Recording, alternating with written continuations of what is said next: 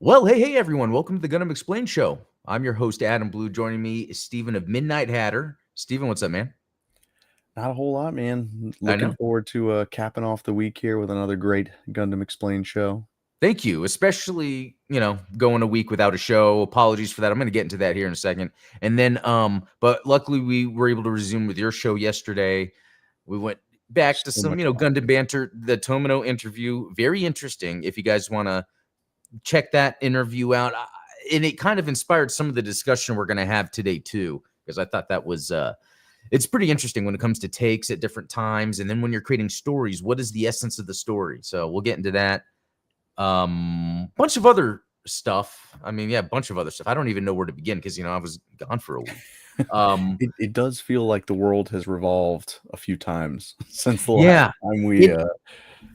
What's interesting, too, is because I've had so much stuff going on with me personally, been busy, it's meant less time seeing things from online.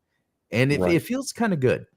Let me tell you, even the Red Letter Media video I got to later than I wanted to. I'm a big fan of Red Letter Media, and they did a review of Freddy vs. Jason. Oh And man, that's decades in the making. for them to say they liked it, because do you remember Freddy vs. Jason? Oh The yeah. movie? It's actually a good movie. Yeah, well, it's funny. I was actually just talking to my wife about like bad movies that are Yeah, actually good movies. Like yeah. for instance, I think did we talk about this? Is like the Lost in Space movie. Oh yeah, the late '90s, early 2000s, Yeah. whatever that. Yeah, The that one was with good. Matt LeBlanc and Heather Graham, like, Yeah, it was a great sci-fi movie. It just probably wasn't a good Lost in Space movie. Like, the whole time travel aspect, like, that right. stuff was cool. But, Yeah, yeah, Freddy versus Jason, same deal. yeah. And the thing with the what's cool about that the Lost in Space movie was I never saw the show. I remember being excited about it when it was going to be in theaters, and then during that time though, even the design had the Matrix blade type thing where it was like the black sort of Yeah. suits and all that. Um, I remember really liking that, but obviously not enough for it to be like something that I was like always talking about and always into. So it's interesting how it was neat but didn't like resonate. I'm surprised it didn't because, like, honestly, the scene that got me was when Matt LeBlanc had, like, his armor helmet that Oh, came up over his head, and then he had, like, the pistol that, like, converted into a rifle, like, he had parts that clipped onto it. My brother and I both had that toy, and oh, man, that was cool CGI for that time. And I even yeah. think was it Long John Silver's had like a promotion with, and I think I went Man, and got a toy or something. haven't Um, been to a Long John Silver's in decades, but I always remember there was an ambulance always parked outside just in case, because let's face it, fried fish, probably not the mm, healthiest diet for most folks. yeah, yeah. Well, to go back to Freddy vs. Jason, it was really cool what they were talking about with the movie because I had watched it like if it wasn't last year, it was the year before. I had watched it again, around Halloween just to watch it, and I was watching it thinking, okay, they are embracing the corniness of Freddy vs. Jason without subverting, or you're going Right. off the deep end. But it it's like, and they say it perfectly in the Red Letter Media review. It like there's tons of fight scenes with Freddy and Jason, Yeah. while also having a coherent story to keep you going. And it's interesting how they use the rules of the characters that were already established between the dreaming, coming into like if you hold on to Freddy and you bring him into the real world, or Jason like it's interesting they did all that. So I gotta say, if you guys haven't checked that Solid out, Red world Letter building. Media. Yeah, yeah. And so what was cool too is it did very well, but they never made a sequel, Right. which is probably for Yeah. the best. I mean, I think that's just one of those things where actually they were working on Freddy versus Jason versus Ash for real. Oh, And then it man. just didn't happen. I think Well, they yeah, couldn't agree on what to do with Ash. exactly. Because let's face it, like, I can't imagine Jason would go after Ash because he doesn't break any of Jason's rules, you It would know? have to be something to do with Unless Ash was protecting teenagers right. from Jason. It's almost like Ash needed to go to that a cabin in the woods to go save some teens, but he's being tormented by Freddy in the Yeah. dreams. So then all the slapstick stuff that would happen to Ash would be happening to Ash from Freddy. Yeah, That's for Evil Dead Explained. There we No, go. no, no. But so anyway, and then this will bring me to another topic real quick. So yeah, we were just talking the movies, Red Letter Media, etc. So this past Sunday, I did not have a anime night. I ended up going out, but yeah, we just decided not to have it that night because we've been doing it for so long. But the night before, we watched F91. Okay. And actually, that reminds me, I need to pull up because in on the YouTube channel, where there's the area that you can like actually let me try to talk and navigate at the same time. Yeah, community, and then I asked people about F91. Where is it? Okay. AKA Tomino's Star Wars. Yeah, exactly. So I had the group watch it, and at the end of the day, no one really cared about it. They said, Really? yeah, they said it was better than oh, I know where to go. They said it was better than Thunderbolt, which I kind of understood once I, we chatted with everybody after watching Thunderbolt. The Thunderbolt doesn't really have, like a consistent. It's almost like action scenes, but then just with the duels between different characters. You know what I mean? Yeah. I mean, Thunderbolt is like all set pieces. It's not really okay. a story. Whereas F91, I'll give it credit where it's due. It is a story. No, it's one of the that's stories ever written. one of the stories. Yeah. So yeah, at least it has a story. But you're right. Thunderbolt is just set pieces, which that's kind of why I like it, and that's kind of how I see, in a way, Char's counterattack. For me, that's like set pieces that are happening because the story just doesn't compel me. I guess it's just because from Double Zeta, I was a modern person to go from Gundam Zeta, Double Zeta to Char's counterattack, and I was just kind of like, okay, that's not what I was expecting. A little bit of whiplash. So, well, yeah, I had a buddy in college that, I lived with film students when I was in college, and one of them was very much like into sort of like the Guy Ritchie, crime films type deal. And his style of writing stories was like, I picture a scene of intense violence in my head, and then I try to create the scenario that will lead to that. So he was like, I imagine a guy who has his head in the top tank of a toilet and like somebody smashes down on it with like the lid part of the toilet. And I was like, okay, like that's cool, but like who's the guy in the toilet? Who's the guy hitting him with the lid of the toilet? Yeah. Why are they there? Why are they fighting in the first place? And those are the types of questions that it was like backing up to try and answer that, as opposed to that being something that the characters would naturally find themselves doing through their own motivations. Okay, that's interesting because something that I've always thought when I was writing my stories and still do, and I would see this when I first watched like Return of the Jedi and then Army of Darkness, even Aliens. I was like, okay, here is this set piece. Like for when I would watch Return of the Jedi, I was like, okay, there's space battles, there's swinging across ships, like pirate ships, that whole swashbuckling thing. Like, and then there's the speeder chase. It's almost like it's fun to create neat action combat scenes. And then, okay, what's the story around that? Because and that's what and I think if you do it right, it can work that way. Right. Like the Acolyte did a pretty poor job of that, because it was like, as a set piece, the idea of a lightsaber turning from blue to red, like that was a cool set piece. It just, it needed the story to. All of that, I think they had potential for a good thing with the ideas. It just didn't jive. And actually, so this reminds me, and I forget if we talked about this. AFI? I know okay. And I forgot, which albums did you start with and did you fall off? Or do you like them all?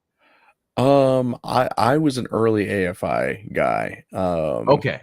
Me too. So I know there's like the meme now of like, which are you like the AFI son, the AFI dad, or the Oh, is that really a meme? Oh, wow. Well, because now the guy from AFI has like a mustache and like fro, like playing the 28th. I think I'm gonna go see them.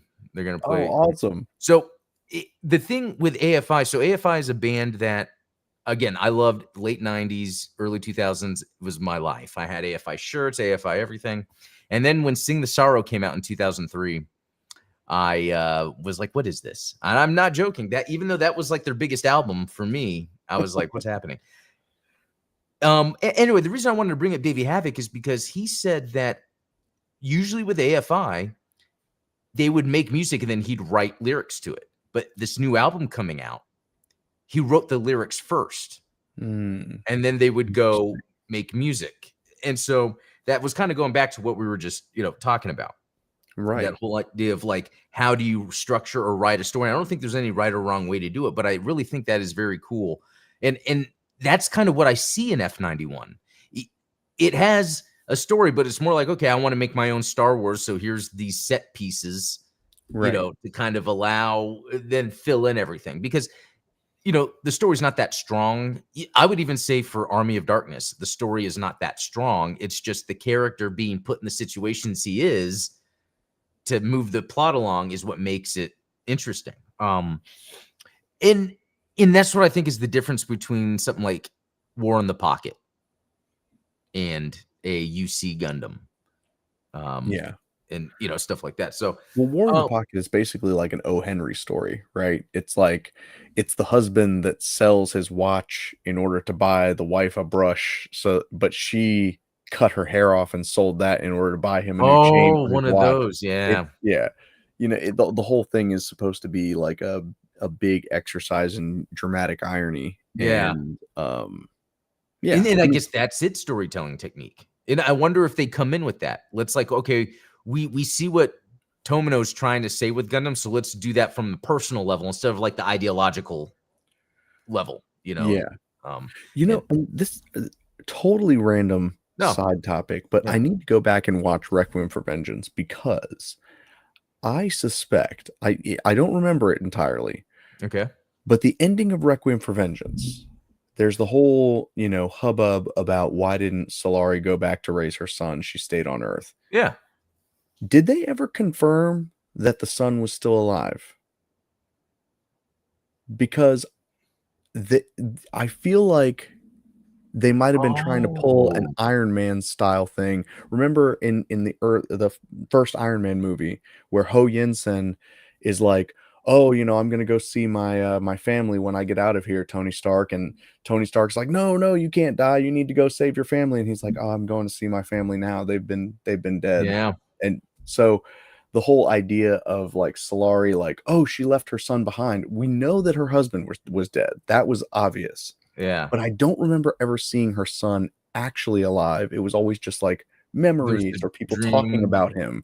And so I'm like, was her son alive? That's actually a really good point, because it could be that she was just referring to maybe where he had been laid to rest. Yeah. That's very compelling. And so I'm glad you brought that up, because I plan to revisit Requiem for Vengeance just because it came out, around this time last year. Yeah. Dude, we're going to rewatch it and we're going to confirm whether or not Solari's son. And it's a quick watch. That's what's cool about Requiem for Vengeance. It's a quick watch with badass mobile suits, which I still want them to do robot spirits of those, and I want the GM, but hopefully we'll get to that. So some other stuff. So I missed last week because a lot of crazy stuff. Hey, good to see you in there, Goji. A lot of crazy stuff going on. So like in my life, I have a daughter that lives with someone else, her mom, but now she's going to be living with me, which is cool. But that means there's a lot of huge changes that have to take place. One of those, which is, you would think, oh, it's the big deal, is me moving my office from my office into the dining room. I know. Cue the David Bowie changes. which I, at first it's like, oh man, but it's like, I guess it's for the best. But yeah, luckily it's kind of worked out how I've got the stuff situated. What's really neat is the back where the pink light is, there's actually an espresso machine. We had a little espresso bar, and my plan was just to move it out. And I remember my wife was like, it would be cool if we could leave that there. But as I was putting my stuff in here, I was like, you know what? That is pretty cool right there. So I'm probably I'm going to have my little, my Gunpla, and have my little espresso. And that's so soon I'll do a little new office tour Again, not too exciting because it's really me just making what I can of living in a family household, taking a room, making it a slash office, slash collectibles room or whatever. And even through this process, as I'm moving things, there's that like, it's like I can't complain because it's like I'm collecting all this stuff that really doesn't serve any other purpose other than making me feel warm and fuzzy with them around me. You know what I mean? It's like, so if like something fell or it's like, well, I'll get to that later, or, and it's cool too, because my wife helped me with this.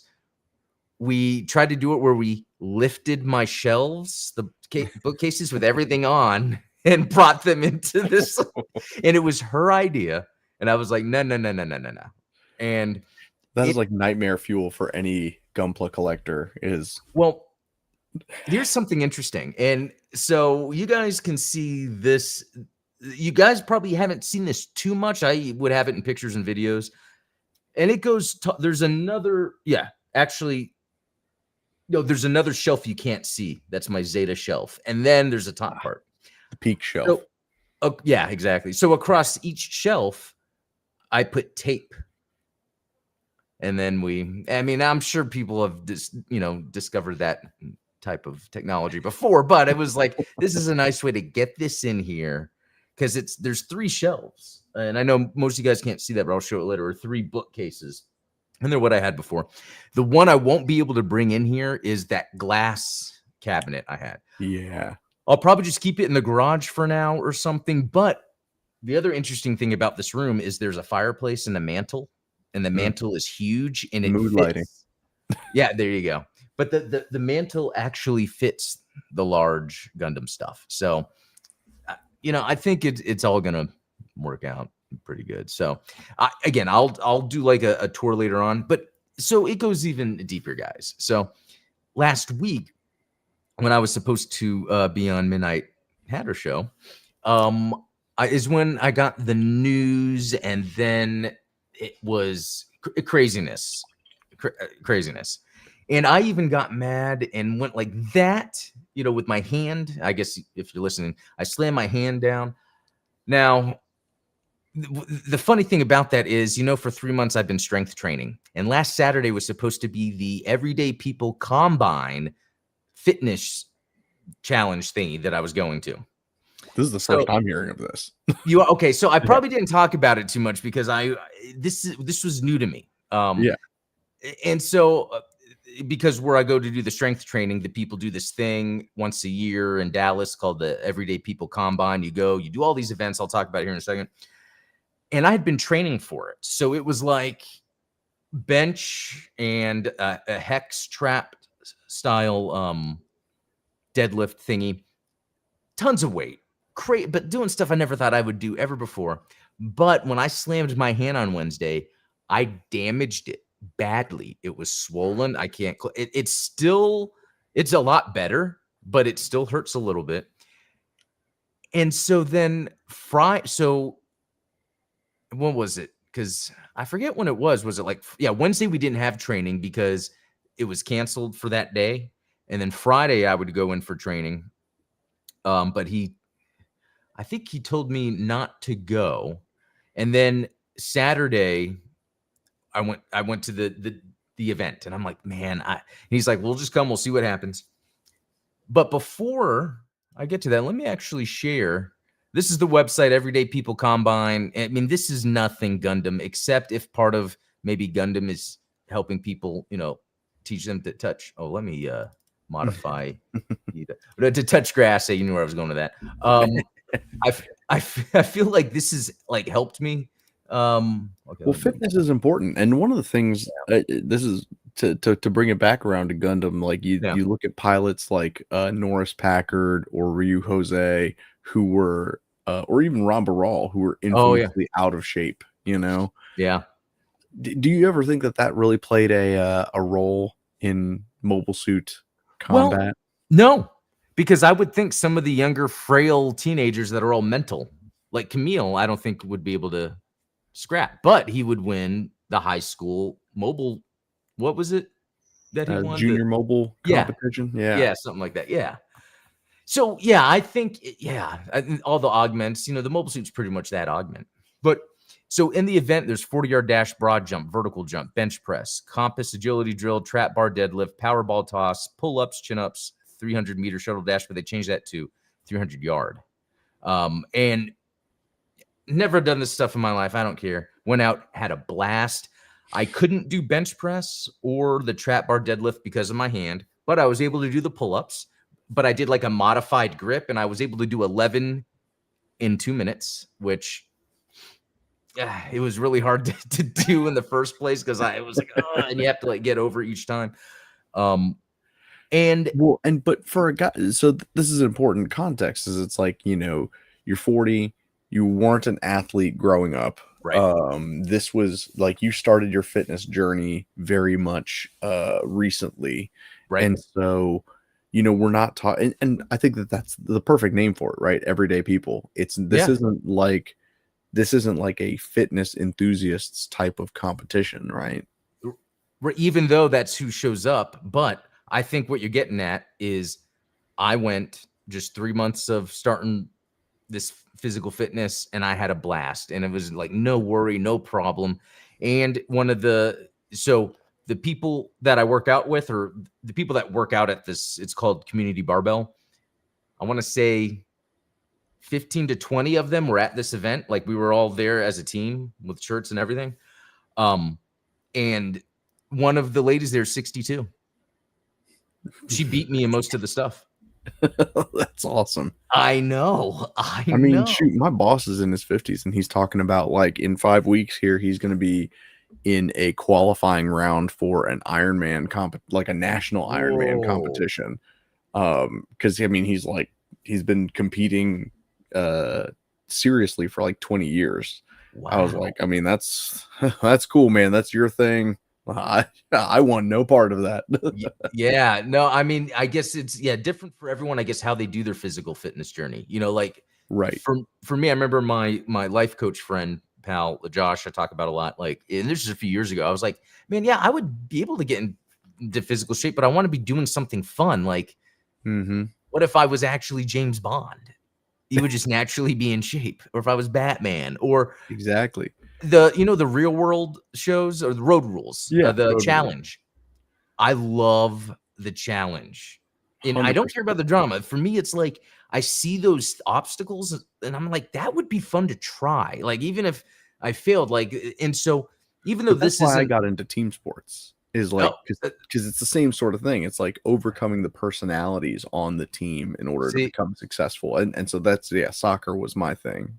So that's interesting how you put it that way, overcoming the personalities. Yeah, because with this Everyday People Combine, it was, even though it was every man for themselves, it was like you're not really competing with anyone except for yourself. So then next year it's like, oh, did I do better? And so for me, it was fun just to get my personal goals down. I'm not even a competitive person. I have never really been a competitive person, and I mean, I'll play.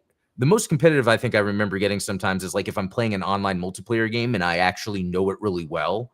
And then I'm like, okay, guys, we got to go do this. Hey, we got to go otherwise I tend to just play. In fact, I think this is what's helped me with weight training and boxing is when I play video games, sometimes if I'm losing, it's good because then it's like, what then do I now know I can do more of or less of? How can I maximize, what I'm doing here.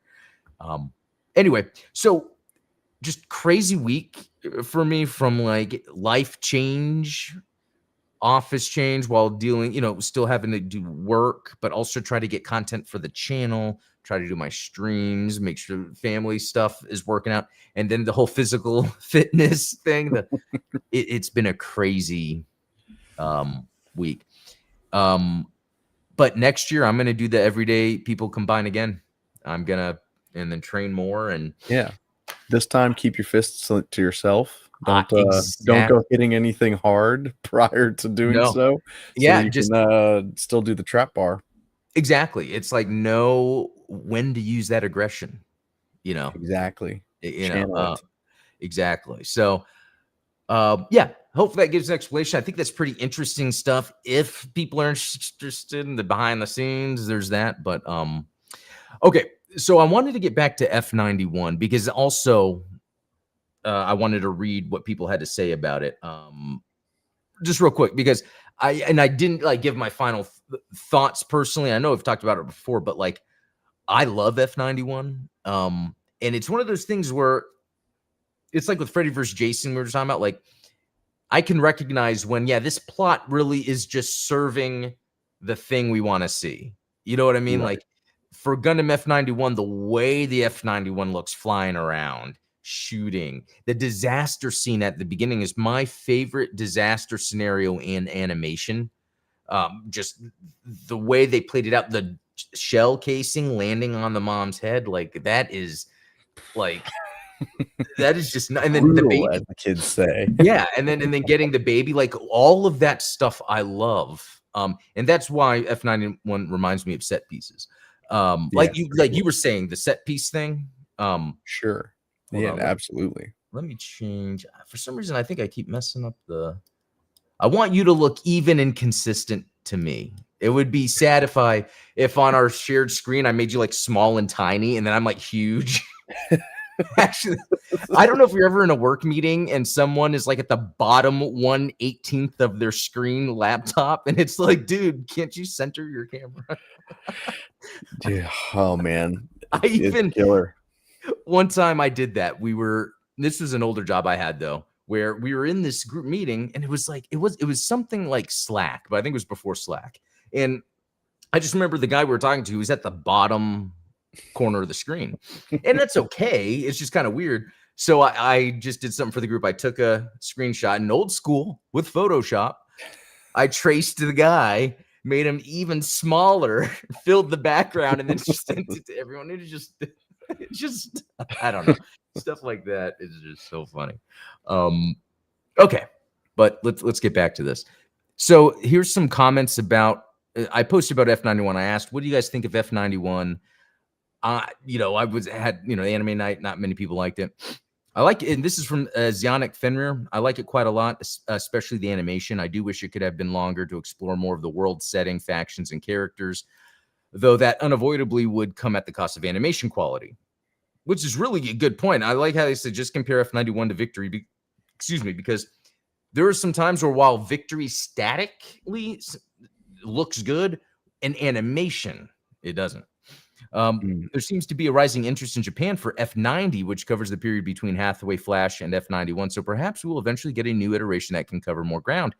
And Bandai, I know they always say they announce these things like LucasArts announces Star Wars movies, but they did say they had that next 100, and we'll They've see been about fairly that. consistent with that. Like, I know that people have been kind of critical of, well, the next 100 really isn't coming along. It's like, well, I mean, Hathaway 2 is coming out here Yeah, soon. So they I was are, hoping for like Crossbone stuff. Yeah, even more but F90, like they were saying, like the F90 stuff. There's so many Gunpla around that era.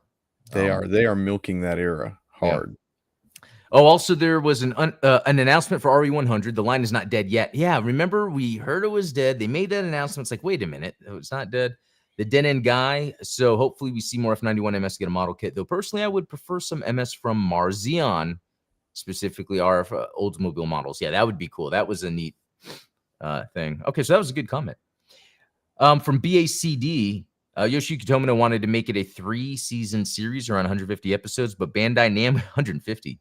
But Bandai Namco cut it down, but probably just Bandai or Sunrise, to just a simple movie. Still, it's definitely better than most anime released nowadays. They also adapted a few ideas from the movie into Code Geass, Rose of the Recapture anime. So, something to say about that is when we were talking yesterday on your show about that Yoshiki Tomino interview about Exactly. how Yeah. he's saying, like, for him, he always says he's not trying to make anime. He doesn't want people to think of this as anime. And that is what I got out of F91. And I think that's kind of the feeling I got out of the anime group that watched it. Because for watching F91, you're kind of just watching a straightforward action movie. If you like mecha, here's a straightforward action mecha movie. This is not an anime. It doesn't have crazy over the top crap. I mean, it does in context of like an action movie, but not in like when I'm watching Wicked City with everyone Right. or Vampire Hunter D, you know, Yeah.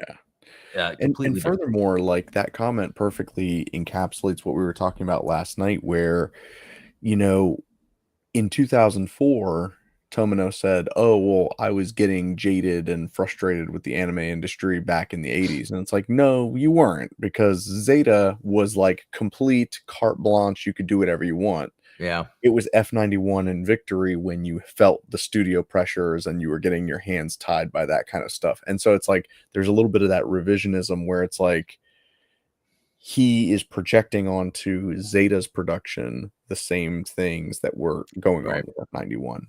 When the reason we both love Zeta is because how profound it is in terms of this director being able to make an anime in this way. You know, it's like, it's just crazy. All right. So Madison Hall says it's okay. The animation quality is probably the strongest part, which I'd agree. That is, I think, what allows me to just want to watch it. Early 90s anime is So good. it's pretty good. Shadow definitely has its flaws, but I can see the vision, and it definitely would have been great if they had been allowed to flesh it out like they originally intended. Fat Tiger, the thing about F91 was that it was supposed to be a full TV series, and it was blatantly obvious. They took dozens of episodes worth of story and crammed it into 2 hours. I've never watched an anime movie with such horrible pacing. The audience never has any time to digest plot points. The movie just zooms on to the next event, sometimes a little connecting fiber. That's true. I noticed that many times when I was rewatching. You're left with a kind of exhausting and frustrating experience. The sad thing is F91 did have potential. You can see what they could have done. What could have been an interesting story there. It just needed the time to actually tell that story. I actually hope it gets a second chance this time in a long form format where it can actually tell a full story with time to breathe. And speaking of breathing, it's a lot of talking, but I feel like that would be a fun exercise where I could go through F91 and be like, okay, this is when then they would cut to expanding on this. Like when the Crossbone Vanguard versus Cosmo Babylonia, not verse, but in terms of they are kind of separate entities that are almost treated as the same, even though they kind of, Crossbone Vanguard is the army for Cosmo Babylonia. But it would be cool to really dive into the characters because they were having, it's funny how they would have these motivations like, I forget the name of the guy that the girl liked, and then the other girl traded sides to try to kill him. Which it's cool because there's all these little neat ideas that if they were each one had time, it would still work. Now here's an interesting thing is that like a lot of people say the same thing about Witch from Mercury or even Gundam Unicorn, that they were too short, even though those were longer than F91. But they, it's is it Murphy's Law? The whole like thing that like a task will expand to fit the time that it's allowed. Yeah. I almost feel as if every time one of these anime or a movie comes out, they almost try to pack too much into the space. Even if they're given more space, they try to pack more in instead of expanding. Right. Instead of perfectly executing the thing that they should, they try to add more. And that's like exactly what came out of G-Quux. Because like every time we're introduced to something new and interesting, then they would just introduce some more new and interesting things. And it's like, well, so you bring up a really good point. It's like, it's almost like if they told Tomino, okay, you can just make a movie. And like, all right, it could be 4. It could be 4 movies. And then it's like, oh, good. Now I can spend time on this or that. With F91, it's like, I almost feel like it's too little too late. Like they wouldn't revisit it. It seems like that to me, just because unless this F90 product that they're pushing seems to do well, then there might be a reason to make a series about like maybe the F90 line before it became the F91.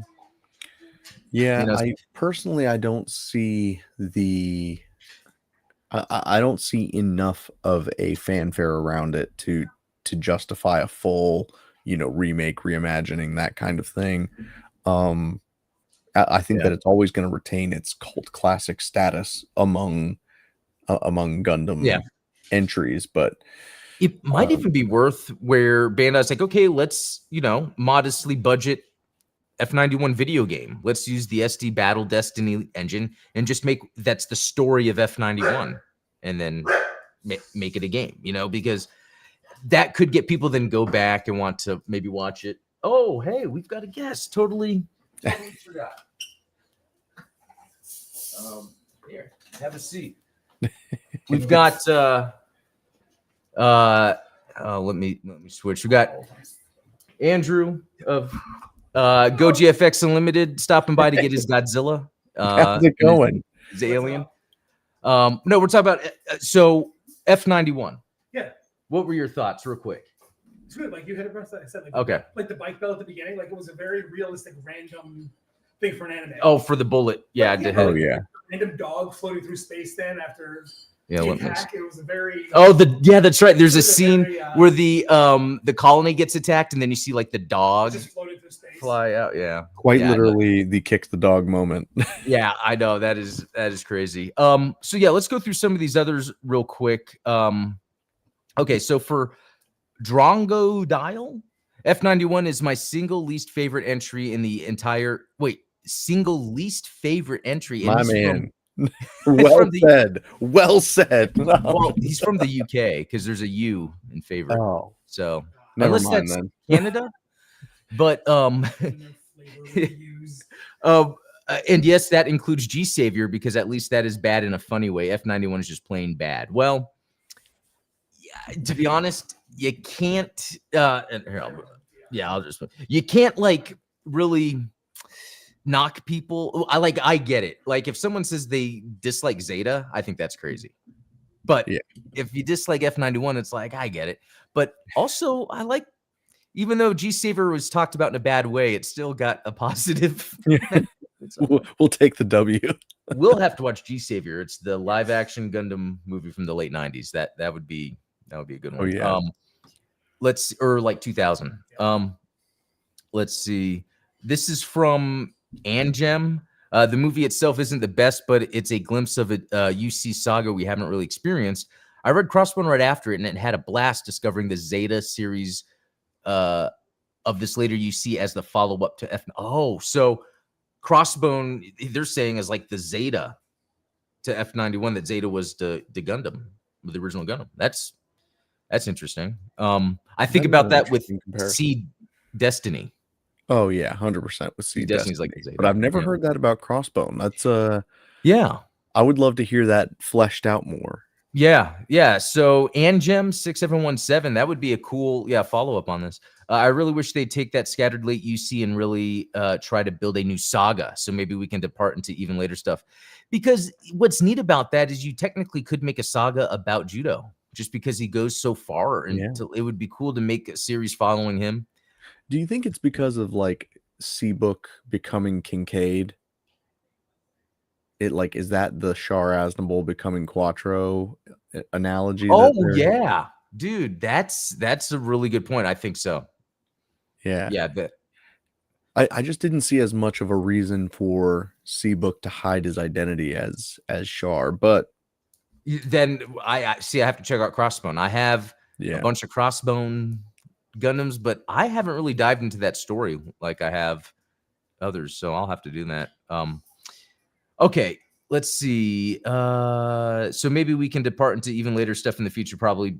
See, I have to get into G-Reco. I haven't even watched that.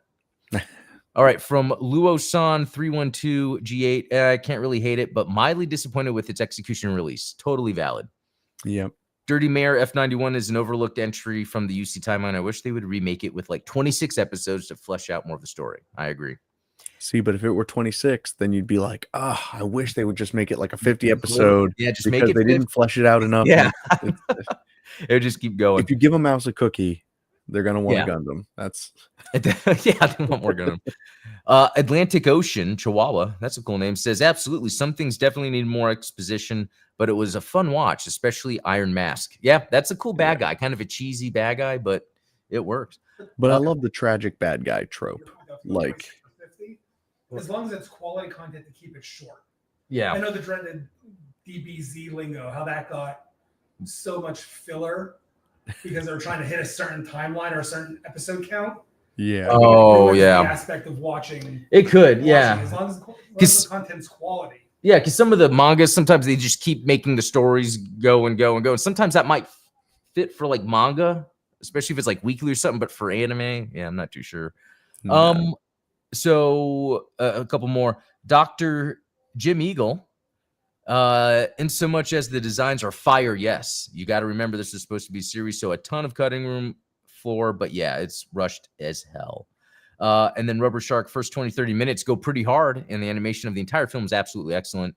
The story and pacing after the first third is an absolute shit show. So, like, all of that is accurate. Like, I can't hate on people that have those negative comments because it's like I feel that when I watch it, like, but it's one of those things where I'm willing to, accept.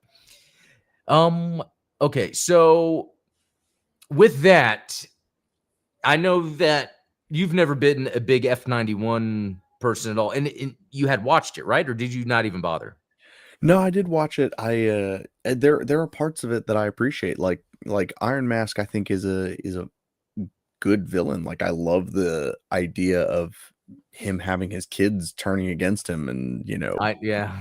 and it's like, he's just following in the footsteps of his father-in-law. I can respect that in a weird way. And Yeah. so That makes him the ultimate, like, if you think about it all, like, it's but yeah, I think the mobile suit designs don't do it for me, unfortunately. But then, like, what do? I feel like is there any non-UC series that I was like, oh, those are some sick mobile suit designs? Probably like Wing. That's about it. like in terms of like non-UC that you do like or don't like? that I do like. I mean, I'm trying to think. Like, man, I really don't like Seed mobile suits. I hate IBO mobile suits, which for Mercury is not too bad. Yeah, But that's a then good yeah, point. Like in some series, it really depends. With F91, I kind of like them all, but I don't know how much it is because I'm seeing them animated in that really high-end animation. So there's a lot of consistency with the line art, yeah, with like the lighting and shading, so it could come off as looking good. Whereas Victory, really, other than the Victory and the Gun Easy, most of the other suits are just kind of like whatever. And it's interesting. Wing does have some cool suits in it. Like I almost feel like they were really trying with those. And as we yeah, get into later AUs, I feel like they're almost fitting a mold, even though it works sometimes, like Witch from Mercury. yeah. Yeah, they all tend to be a little bit over rendered and not quite as iconic. Like you look at the Wing Zero and like, man, just the silhouette of the Wing Zero, you could recognize at 1,000 yards Right. away, just because that's how. But I'm trying to think of like, okay, so if you put like the Freedom Gundam up in a silhouette, how easy would it really be for you to determine whether that was the Freedom or the Destiny, or maybe it's even a Hainu? I don't know. It's like I would let's take every winged mobile suit, make a silhouette out of it, and see if people can pick out the names, like, without going and looking them up. You know what I mean? No, that would be interesting because, I would say the Freedom in the Hainu share very similar looks. Yeah, Yeah. What about from Seed, the Force Impulse? I like the Force Impulse. I think that's one of the best designed mobile suits in Seed, even though I got crazy about the Strike Freedom, Type 2 and all that. But the Right. Force Impulse looks like if the smartest AI in the world, right, far in the future, was asked, what is the ultimate looking Gundam? Like they did the thing where like what the most beautiful woman looks like, and they put all these. It's like the Yeah. Force Impulse is that. Does Well, that make sense? do you remember when AI image generation first was a thing, and if you asked it to generate an image of a Gundam, it was typically like a Seed Gundam. Like it would look Oh something yeah, like early the on, Freedom or yeah, the Destiny. they would look very much like that because those were the popular ones. Yeah, that's. Mm-hmm. Well, I guess the most. Yeah, again, because what AI is doing is like a human. You're looking at a bunch of things for reference and then trying to recreate your version. Yeah, that's a good one because Yeah, that is actually a fun game. If you can really find a number of suits that have very similar silhouettes and really try to see if you know your details, because a lot of it comes from if you built the kit, sometimes you could look at it and be like, wait a minute, I remember building that little protrusion, Yeah. on the wing or something. Something else I want to show off real quick. Let me go back to the screen share. And actually funny that Andrew's here because this is up his alley. There's a new metal build coming out. There's a whole series of them. Oh, it's gonna be a whole series. Wow. So it's like, okay, I guess. Oh, metal builds that are from other series, but the one I'm all in on is this Mecha Godzilla. Metal build Mecha Godzilla. Totally my thing. What was the name of that other Gundam that you showed me? The black something. Oh, the Banshee.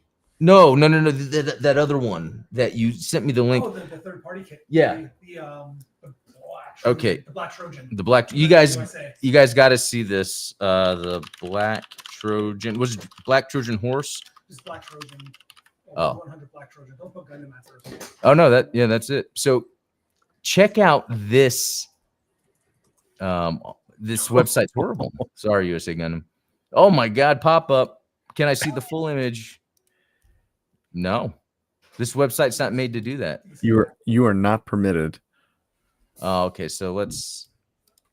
Anyway, here's the back. So basically, it's like a RX-78-2 and Godzilla put together. That is awesome. I cannot. Kind of looks a lot like the Barbados Rex.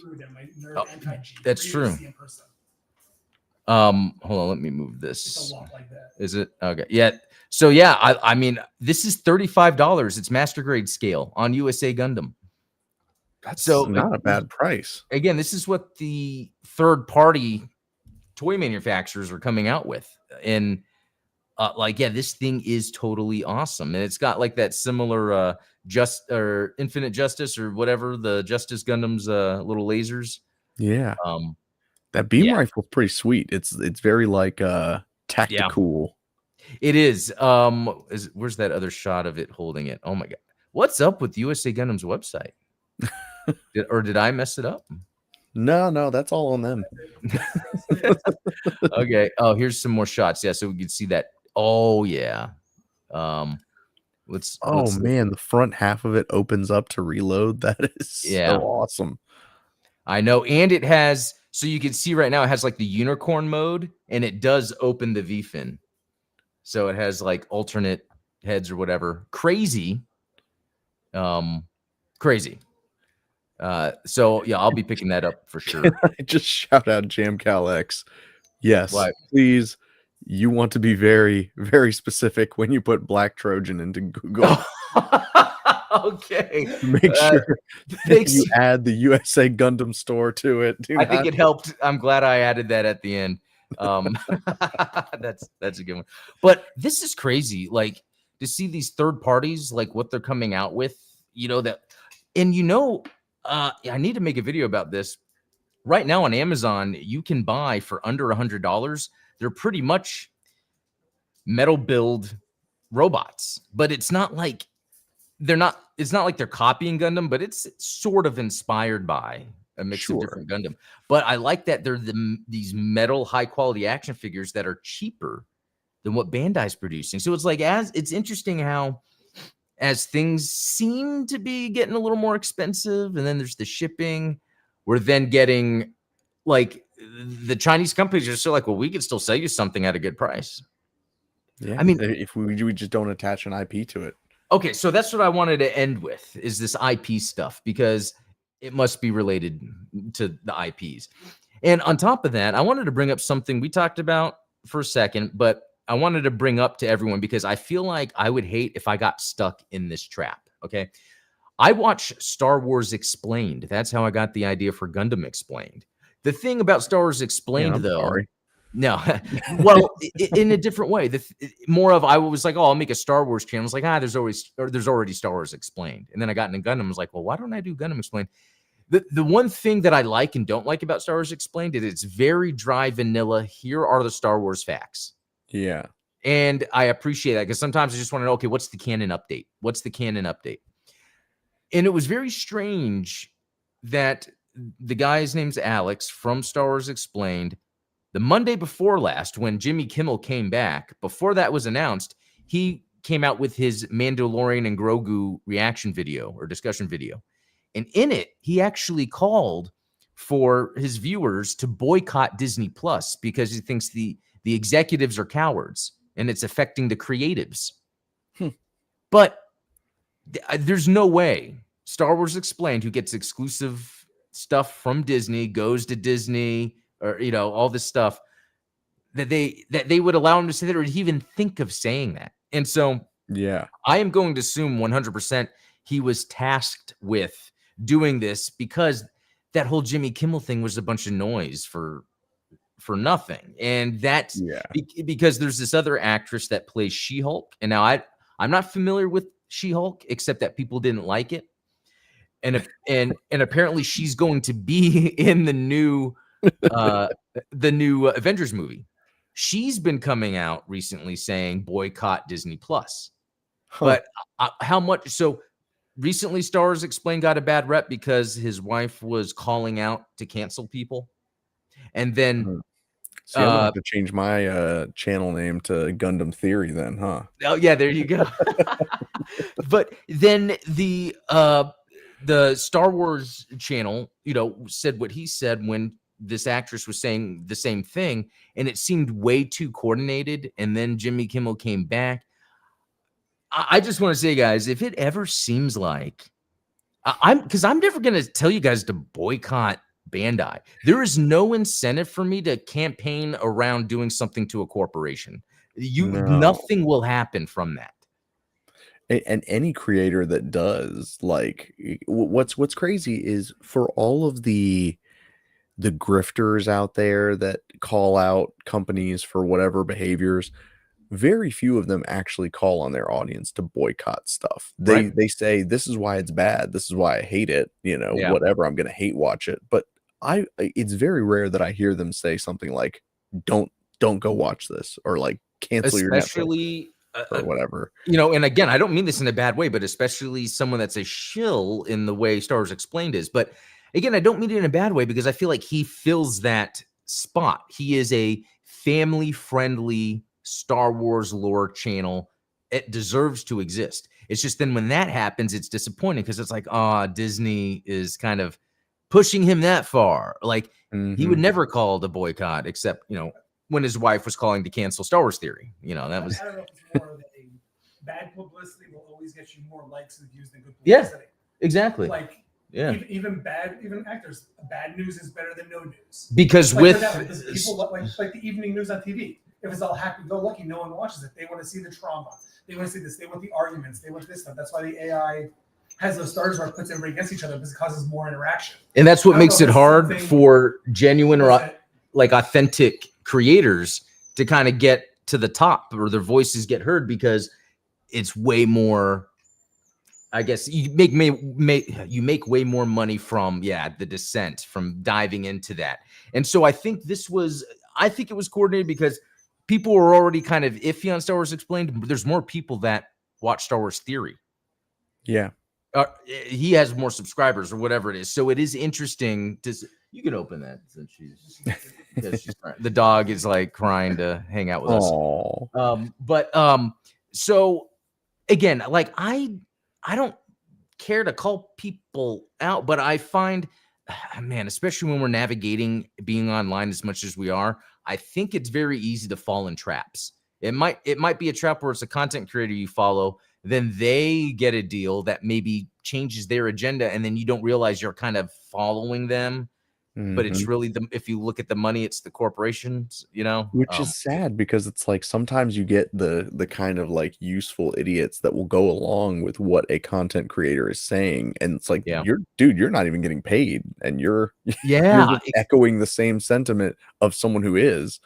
And make no mistake, those people exist in the Gundam sphere too. It's not just a Star Wars thing. I know. And that's why, you know what? There's probably money to be made from Adam and I picking fights with those people, but we do not. I know. It's one of those things. Like it's